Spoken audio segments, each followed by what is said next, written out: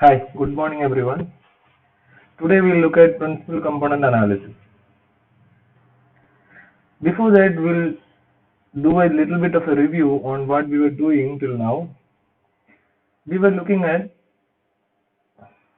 unsupervised learning, and as we have mentioned that one primary way to look at unsupervised learning methods is latent variable model.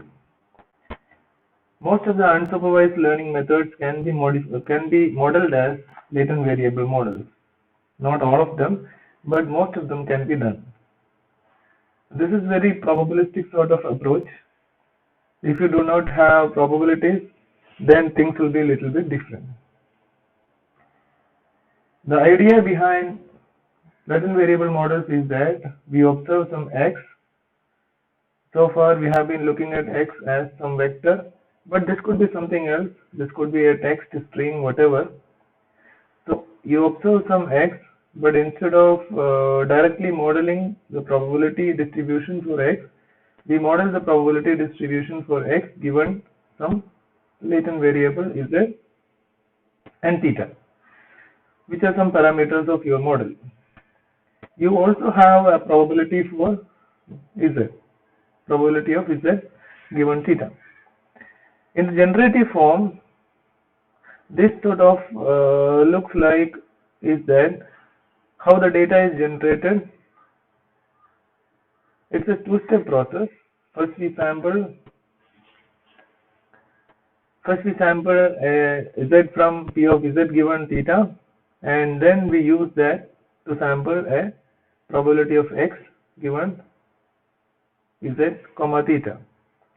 The machine learning problem is that we would only be given x, given some training data, which would be a bunch of x's. We need to find what is theta, and then what is p of z given theta also. This will be the inference part. Then what we did was clustering. Clustering can be thought of as an instantiation of latent variable models, because in clustering we are interested in some hidden quantity, which is the cluster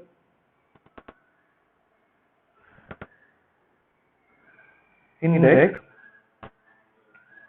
the z index, which denotes the cluster x belongs to etc.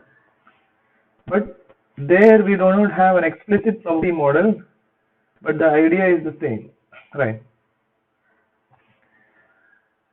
Then we also saw that if we treat z as if z is categorical, or z can take one out of k values, then the latent variable model is a mixture model, where z indicates which mixture component, etc. We have found a solution to. Then the question was, how do we learn parameters of this model? Then we come up with a solution to this algorithm, which is an expectation maximization algorithm, or EM.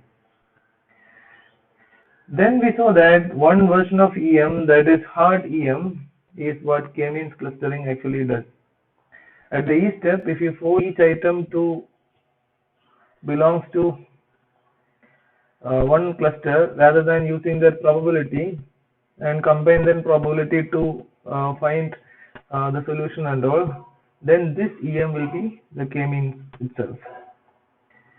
If instead of being categorical, if z belongs to RL, that is, if z is a vector of numeric value, then we call that as factor analysis model.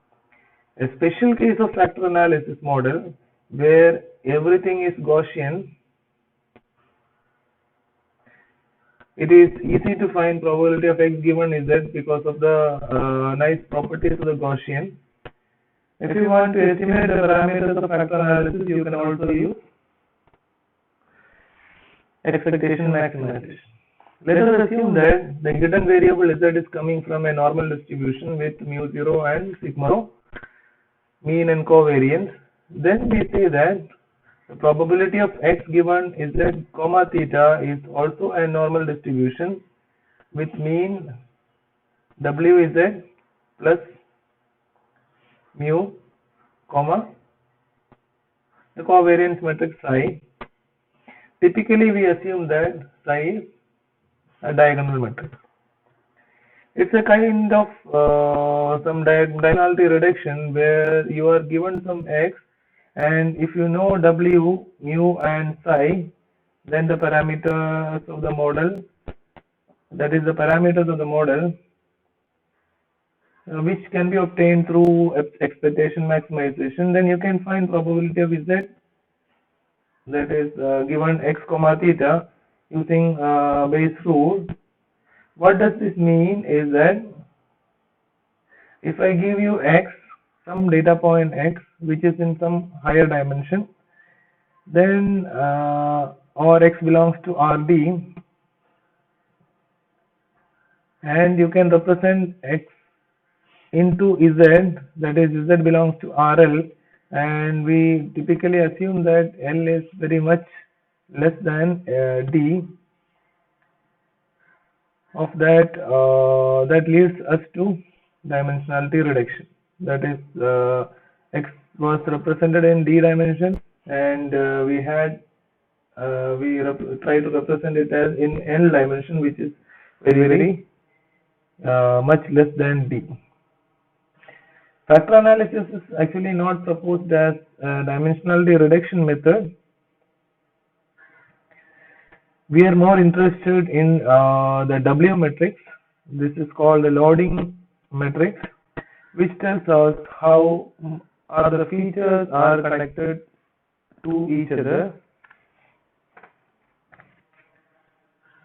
The idea is that you are looking at data in some dimensional space. Let's say you have data in 12-dimensional space, but 6 of these features are very similar and 6 features are different.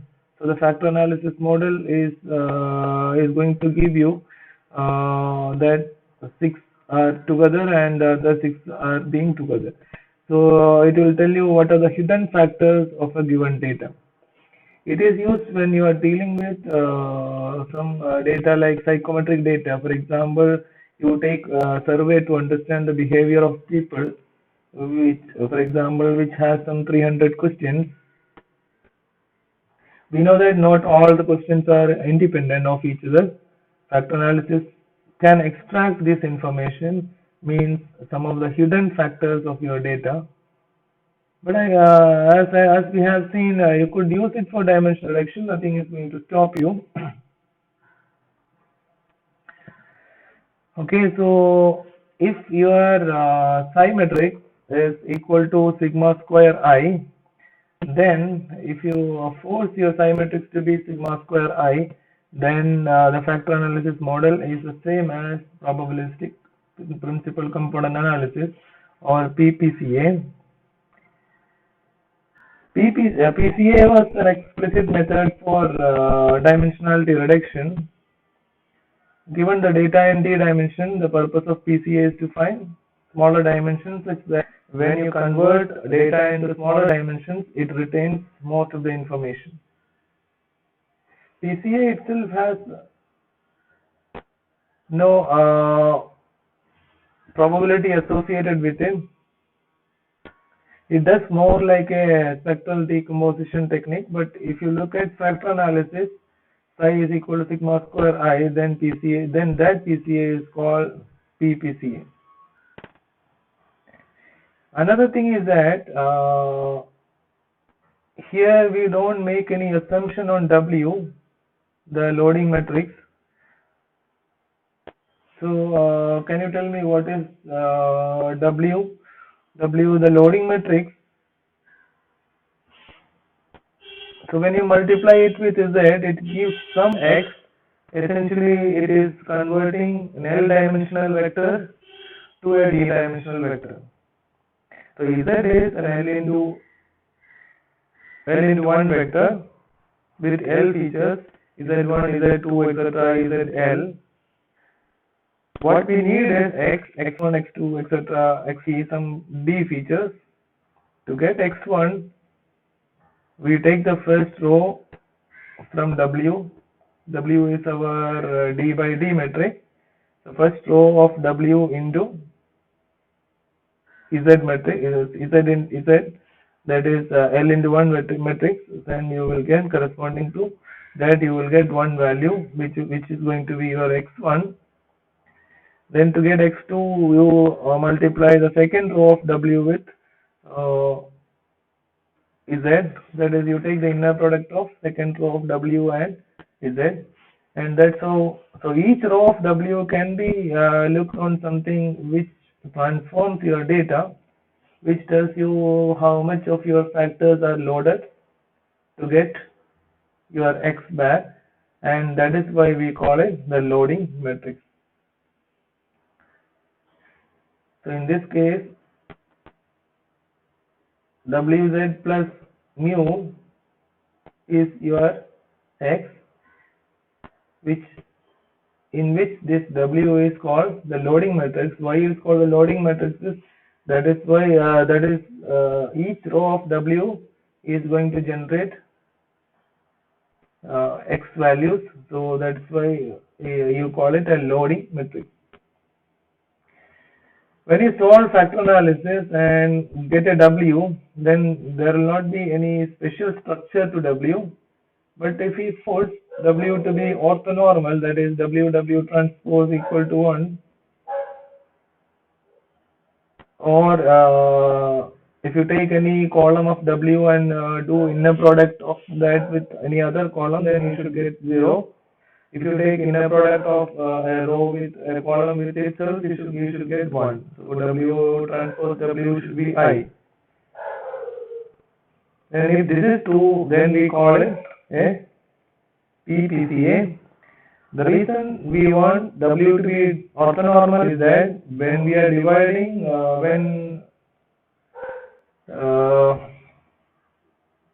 when we want a two-dimensionality reduction, it means that the dimension or the new space in which we are transforming your feature, they also be orthogonal to each other. For example, if you think it in terms of a geometry system, in two coordinate system, a two coordinate system with two dimension, then x and y will be your axis coordinates, then x and y coordinates will be orthogonal to each other. The same way, if you consider three-dimensional space, then x, y, z will be your coordinates, and this also will be orthogonal. Hence, when we want to transform your data from one dimension, maybe for example 2-dimension to 2-dimension itself, that is your data is getting just rotated, then the two coordinate system, in the two coordinate system, there also the two x and y should be orthogonal to each other. So that is why in the dimensionality reduction we want this to be orthogonal to each other. So we forced W to be orthonormal, W transpose equal to 1. You can still solve this problem of factor analysis using EM with psi is equal to sigma square I and W transpose W is equal to 1 as a constraint optimization problem, and this is your probabilistic PCA. Now we will see PCA and how it was originally proposed in 1901, and then we will see the connection between that and PPCA. Okay, so let's move to principal component analysis. Let's say I have these 5 data points represented in a 2D space. What I want to do is I want to embed them in one dimension. Maybe we don't have space to store 5 times 2 values for storing the 2 coordinates. That is, for each of the data, you need to store 2 coordinate values. We have only space for storing 5 values, let's say. Then that means that I want to embed the data in one dimension. I could do it in many ways. I could store only x values, for example, 0.2 for this, 0.35 for this, 0.5, 0.65, and 0.7 for this. So that that's one way. Another way is to implement is by storing only y values. That is for this maybe 0.7, for this maybe 0.5, 0.2, and so on. So maybe all y values. Now the question is, what is the best way? What is the best way? Or so the first question is, how do you measure this best thing? From statistical and information theory, if you could find a direction, so you want to find a line on which you can project your data. For example, earlier I said that I want to put in one-dimensional space along x-axis, means that I draw a line through this and I am projecting these data points onto that line. Or if it is in the y-axis, I draw a line like this and I project all these data points on that line.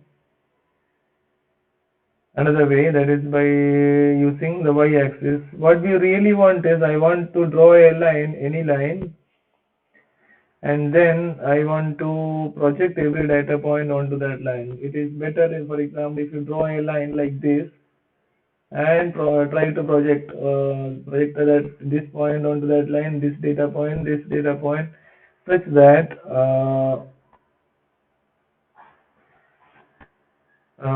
project every data point onto that line, then so that we want to find what we want to find is that what is the best line such that the points are as far as possible. So that in one dimension also we want to differentiate the data points in a much better way. So if I project on a line along x-axis, it will be one way. Along y-axis it will be another way, as we have seen. Any other arbitrary line also gives you many possible representations. So our task is to find the line that gives you the best separation between the data points. So when you do dimensionality reduction, we know that you lose information, because earlier your data was in two-dimensional space. Now you want to represent this in one dimension.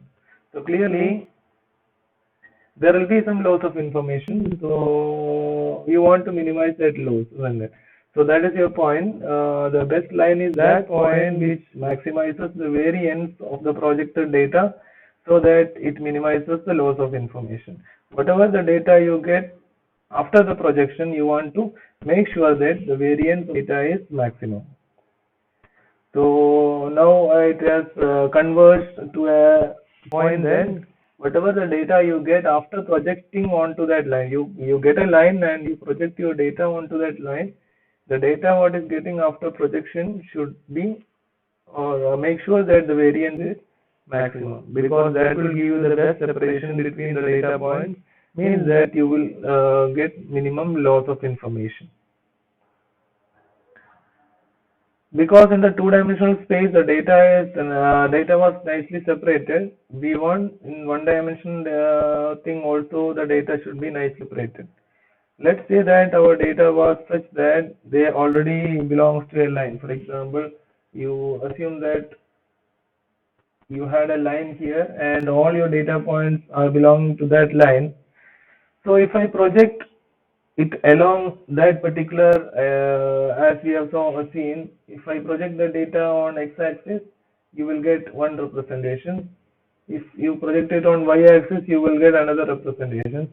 But if you project it along that same line where the data points belong, then you will be getting the variance that is actually equal to the variance of the original data which were in the two dimension. So in this example, there was a line in which the data actually belongs. But in general, for any data in a higher dimensional space, if you try to project that onto a lower dimension, then we want to find some sort of an embedding which maximizes the variance of the project data. So that is sort of PCA does.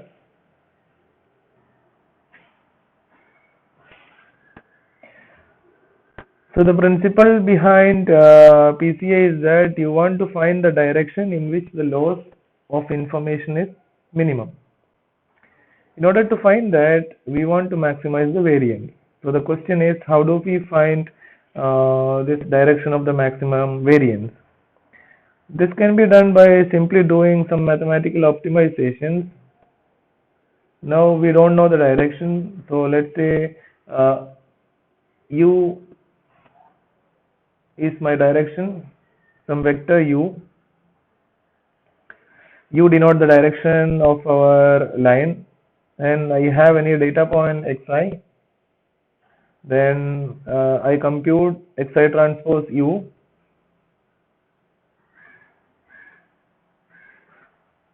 That will give me the projection of x transpose u. This is going to give me the projection of x on that u.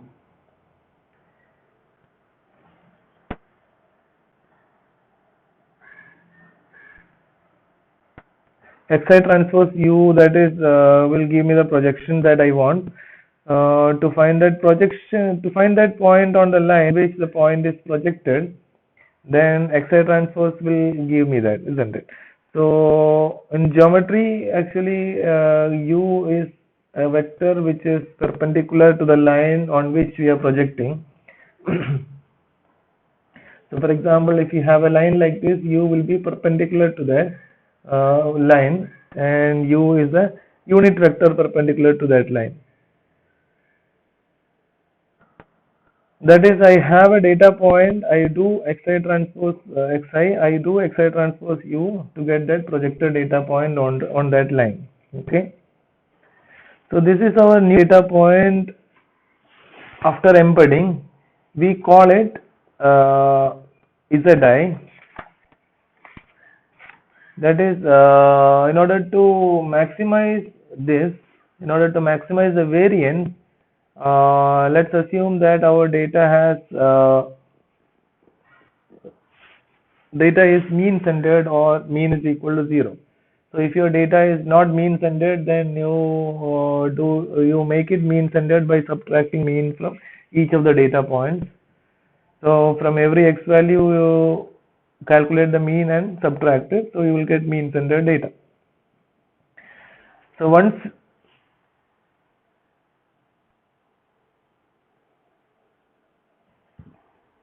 so the variance of embedded data is going to be, as I have told,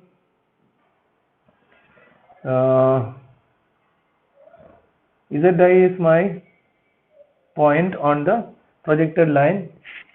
So variance of embedded data is 1 by n, total number of data points, sum over I equal to 1 to n Zi transpose Zi, which is equal to 1 by n Zi square. 1 by n sigma I equal to 1 Zi square. And this Zi is xi transpose u. So you write it as Z 1 by n I equal to 1 to n xi transpose u the whole square. So it is again written as xi transpose u square is written as u transpose xi into xi transpose u. This u can be taken out. U transpose 1 by n sigma I equal to 1 to n xi transpose u. And this is the same as 1 by n sigma I equal to 1 to n xi square, which is nothing but my sample covariance, that is the covariance of my sample. So we denote it as the sample covariance matrix as S. So it can be written as U transpose S U, where S is equal to 1 by n sigma I equal to 1 to n xi square, which is my sample covariance, which is actually 1 by n sigma I equal to 1 to n xi minus mu into xi minus mu the transpose And when we put mu is equal to 0, we have converted our data into mean centered data. So we get exactly same as 1 by n sigma equal to 1 to n xi square. So we get it as u transpose s u.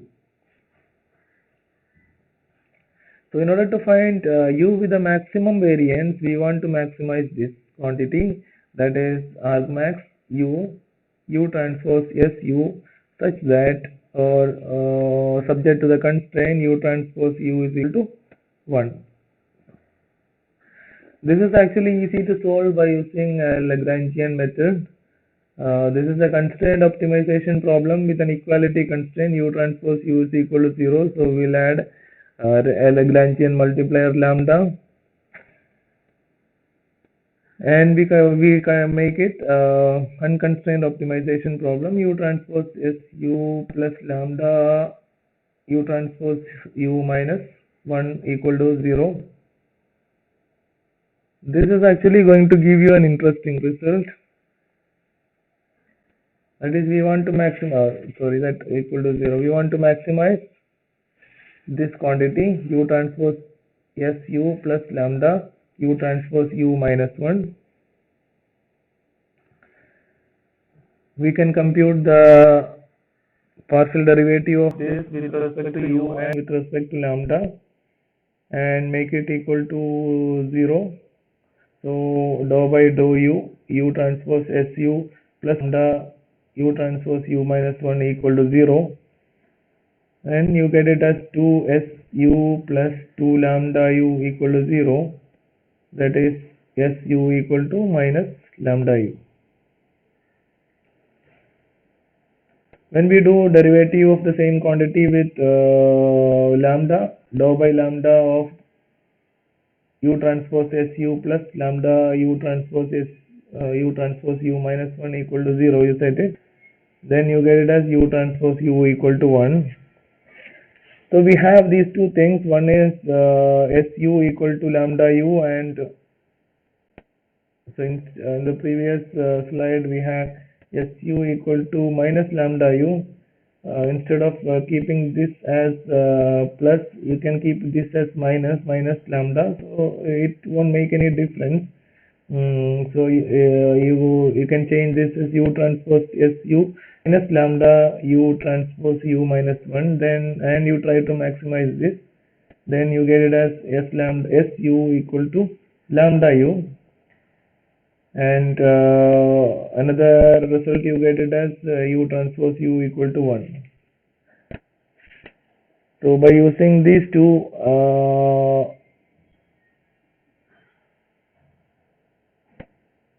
we get this equation su equal to lambda u.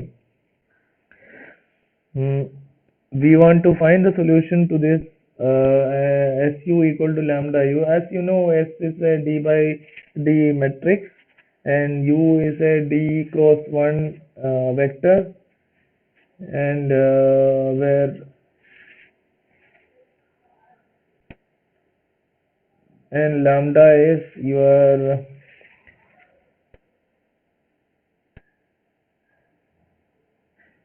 actually you are multiplying a d by d matrix with a vector, and the result what you are getting is a vector which is again d by 1 which is multiplied with lambda. So a d by d matrix into a d cross 1 vector, you are getting a d cross 1 vector which is multiplied by lambda. The solution that we get for this is the eigen decomposition of x. That is, if you want any u, you can simply solve using eigen decomposition. But the question is which eigenvector and which eigenvalue you are going to take. So if you do eigen decomposition of S, you can get d eigenvectors. So from which eigenvector you are going to choose is there. You can once again take this equation u transpose S u, that quantity which we would like to maximize. So u transpose SU is we rewrite this as U transpose SU equal to U transpose lambda U. You take lambda outside, so you lambda U transpose U, so you get it as lambda. So you want to choose that eigenvector which has the largest eigenvalue, that is the best embedding will be the eigenvector with the largest eigenvalue. So your lambda is your eigenvalue and you want to choose that eigenvector for which lambda is maximum, or the eigenvector for which the eigenvalue is maximum. So that will be the direction in which you want to embed your data. So in the direction, so choose the eigenvector of the covariance matrix and project data onto the eigenvector that has the largest eigenvalue. So that is the idea behind principal component analysis. What if you want to project it in 2 dimension, that is instead of 1 dimension as we have seen here, instead of 1 dimension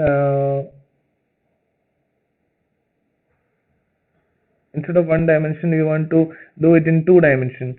So the answer is that you want to select the first 2 eigenvectors, or the 2 eigenvectors which corresponds to the top 2 eigenvalues.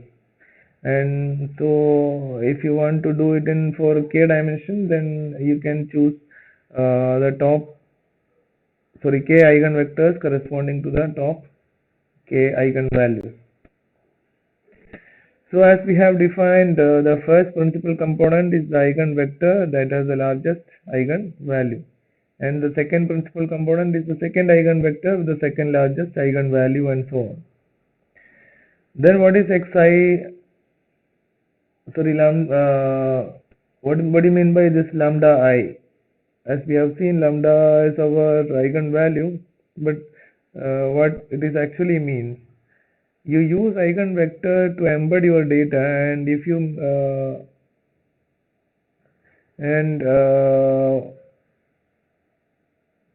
it turns out that the lambda I is the variance along that principal component.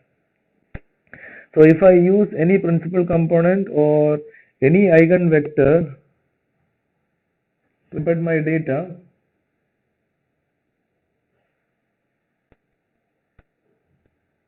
then we can see that the variance that is given by that principal component is lambda. So you take your covariance. So you take your covariance matrix S and do the eigen decomposition. You get the eigenvectors and eigenvalues, and both these values are useful in this case. The eigenvectors are the vectors on which we are projecting our data, and the eigenvalue correspond to that vector is your variance associated with the data. The variance is captured by that direction is the corresponding eigenvalue. So you decide to take the first L top eigenvalues and take those eigenvectors, and now you are going to embed your data on L dimensions. So you'll get L dimension data instead of D dimensions.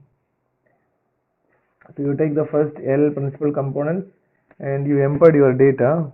Now you can compute this value, that is this value, that is you are going to get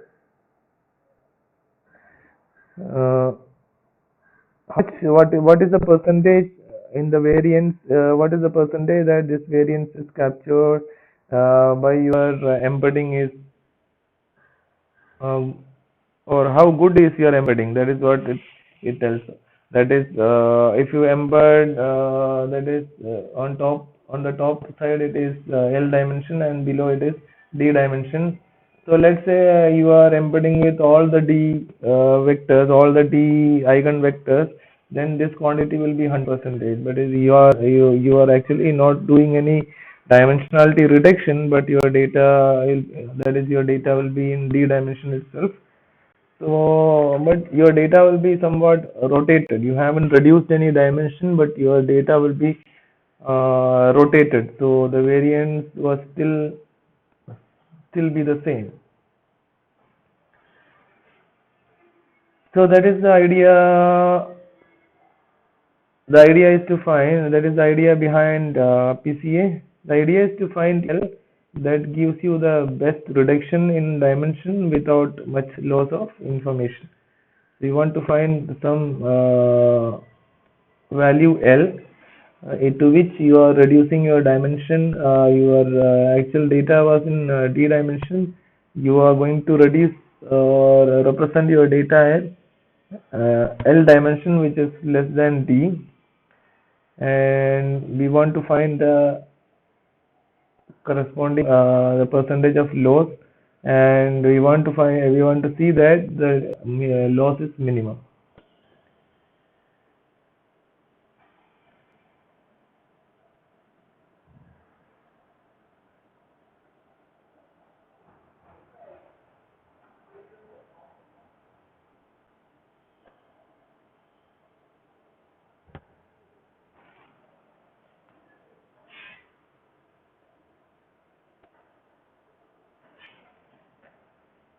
Next topic is the PCA algorithm. We will discuss it in the next lecture.